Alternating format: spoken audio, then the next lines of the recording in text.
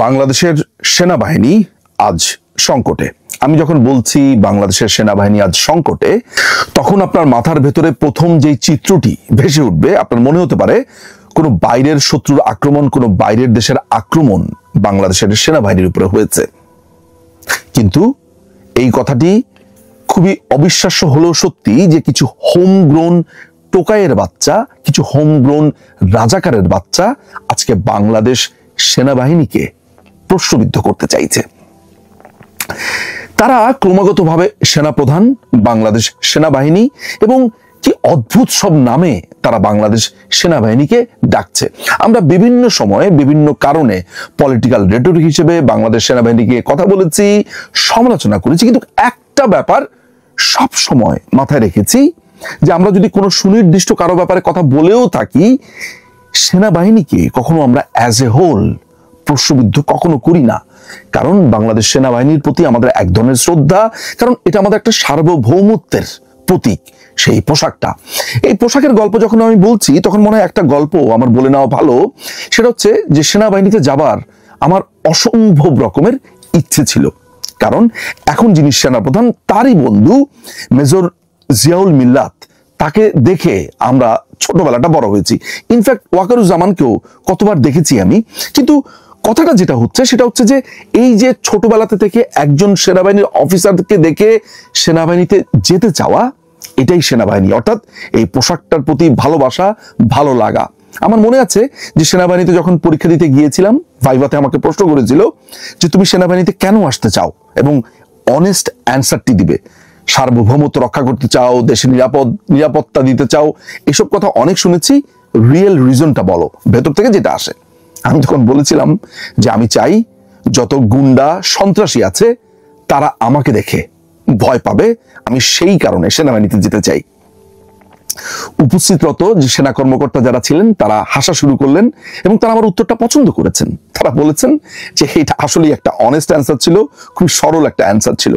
Yes, Bangladesh সেনাবাহিনীর যে respect, যে সম্মান, যে সন্ত্রাসীরা দেখলে ভয় পায়, এইটা সেনাবাহিনীর সৌন্দর্য।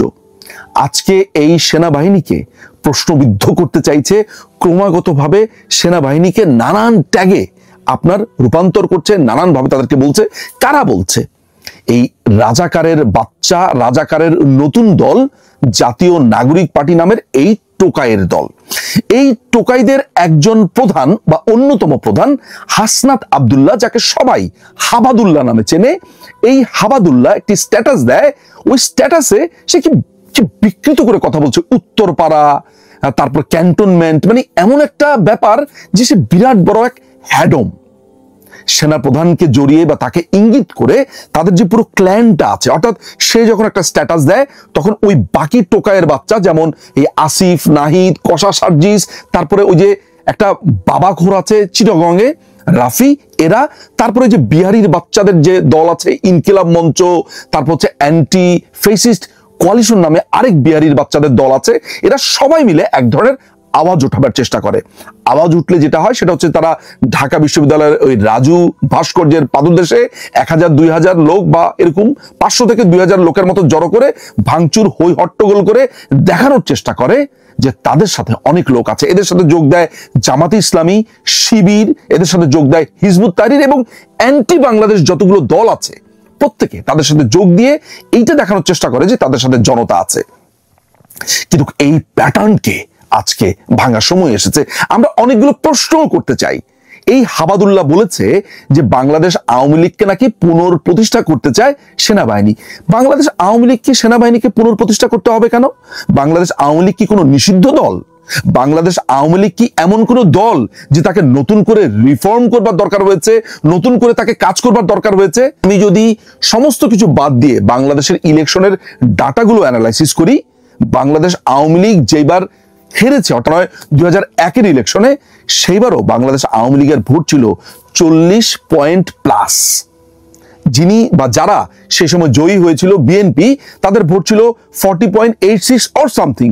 কিন্তু এককভাবে বাংলাদেশ আওয়ামী লীগ পেয়েছে 40 পয়েন্ট প্লাস।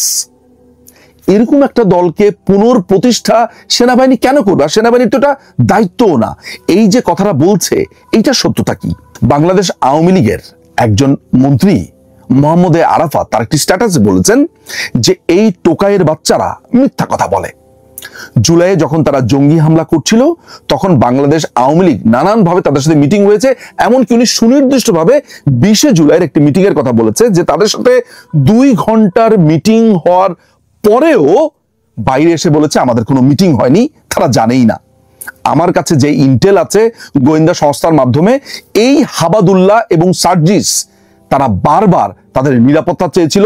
তারা বলছিল যে আমরা এই আন্দোলনে নেই, আমরা এই আন্দোলন করতে চাই না, এটা নাহিদ করছে, এটা আসিফ করছে, এটা অন্যরা করছে, ওদের সাথে জামাত আছে, হিজবুত তাহরির আছে, আমরা এগুলোতে নেই। এই কথা বারবার বলে সেনাবাহিনীকে বলেছিল, কর্তা ব্যক্তিদেরকে বলেছিল, আওয়ামী লীগের বিভিন্ন শ্রেণীর নেতাদেরকে তারা বলেছিল। তো এই টোকাইদেরকে আপনি বিশ্বাস করবেন কিভাবে? সবচাইতে বড় ব্যাপার হচ্ছে যে এই টোকাই বলছে তার সাথে আরো নাকি অনেকেই ছিল। কারা ছিল? কোন আর্মি অফিসারের সাথে কথা বলেছে, কোন জেনারেলের সাথে কথা বলেছে, এবং বাংলাদেশ আওয়ামী লীগের ব্যাপারে সেনাবাহিনী কথা বলতে যাবেই বা কেন? ইয়েস, সেনাবাহিনী প্রধান একটি ইনক্লুসিভ ইলেকশনের কথা বলেছে। সেনাপ্রধান একা তো ইনক্লুসিভ ইলেকশন চাননি, ইউরোপিয়ান ইউনিয়ন চেয়েছে, আমেরিকা চেয়েছে, ইন্ডিয়া চেয়েছে, পৃথিবীর বড় বড় দেশগুলো, বড় বড় শক্তিধর দেশগুলো, ডেমোক্রেটিক দেশগুলো, তারা বলেছে যে বাংলাদেশে একটি ইনক্লুসিভ ইলেকশন হতে হবে। বাংলাদেশ আওয়ামী লীগ তো বাংলাদেশে কোনো নিষিদ্ধ দল নয়। বাংলাদেশ আওয়ামী লীগের কি বাংলাদেশে রাজনীতি করবার অধিকার কখনো হারিয়েছে? তাহলে বাংলাদেশ আওয়ামী লীগকে ছাড়া ইলেকশনের যেই কথাটা বা যেই প্রেশারটা তারা দিতে চাচ্ছে, তারা কে? এবং এই কথা বলে বাংলাদেশ সেনাবাহিনীকে সাধারণ জনতার এই মুখোমুখি করতে যে চাইছে, উদ্দেশ্যটা কি? যারা বাংলাদেশ সেনাবাহিনীকে প্রশ্নবিদ্ধ করতে চাইছে, এই তারাই সেমিনারে বলছে যে মুক্তিযুদ্ধের সময় যারা পাকিস্তানের পক্ষে ছিল, যারা মুক্তিযোদ্ধাদেরকে হত্যা করেছিল, তাহলে তাদের অবস্থান ঠিকই ছিল। এইটা প্রকাশ্যে বলেছে। তারা প্রকাশ্যে এও বলেছে যে 71-এর ঘাতক, নরঘাতক দেলোয়ার হোসেন সাঈদীর যে বিচার হয়েছে, এই বিচারের প্রেক্ষিতে তারা আওয়ামী লীগের নেতাকর্মীদের উপরে প্রতিশোধ নিতে চায়। তারা বলেছে যে এই সাঈদীর বিচারের প্রেক্ষিতে তারা আওয়ামী লীগের নেতাকর্মীদেরকে ফাঁসি দিতে চায়। এই পাকিস্তানি, এই রাজাকারের বাচ্চারা আজকে সেনাপ্রধানকে সাধারণ মানুষের সামনে মুখোমুখি করেছে এবং এমন একটা অবস্থাতে নিয়ে যাচ্ছে যে যেন বাংলাদেশটা একটা লক হয়ে গেছে। এই টোকাইয়ের বাচ্চারা কাকে ধমক দেয়? সেনাবাহিনীকে। সেনাবাহিনীকে ধমক দিয়ে তারা কি প্রমাণ করতে চায়? অ্যান্টি ফেসিস্ট কোয়ালিশন নামের আরেকটা বিহারি দল আছে, যারা শাহবাগে দাঁড়িয়ে বলছে মোল্লা তেরা খুন সে ইনকিলাব আয়া হে, অর্থাৎ যুদ্ধপরাধী কাদের মোল্লার রক্ত বেয়ে নাকি বিপ্লব এসেছে। এই টোকাইয়ের বাচ্চারা আজকে সেনাবাহিনীকে ধমক দিচ্ছে। এই সেনাবাহিনী আমাদের কাছে একটা শৌর্য বীর্যের প্রতীক ছিল এবং আছেও। এই সেনাবাহিনীকে রাস্তার 2 পয়সার টোকাইরা যখন ধমক দিচ্ছে, যখন তারা 200-300 লোক জড়ো হয়ে সেনাবাহিনীকে দেখিয়ে দিবে, গুড়িয়ে দিবে, ক্যান্টনমেন্ট শেষ করে দিবে, পুড়িয়ে দিবে, এগুলো বলছে, তখন আমাদের সেনাবাহিনী চুপ করে কেন?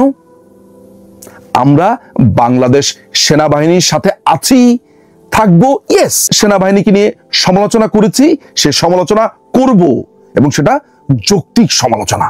কিন্তু সেনাবাহিনীকে গুড়িয়ে দেব, সেনাবাহিনীকে পুড়িয়ে দেব, ক্যান্টনমেন্ট শেষ করে দেব, এই সাহস এই বাংলাদেশে এরা পেল কোথায়? এবং বাংলাদেশ সেনাবাহিনী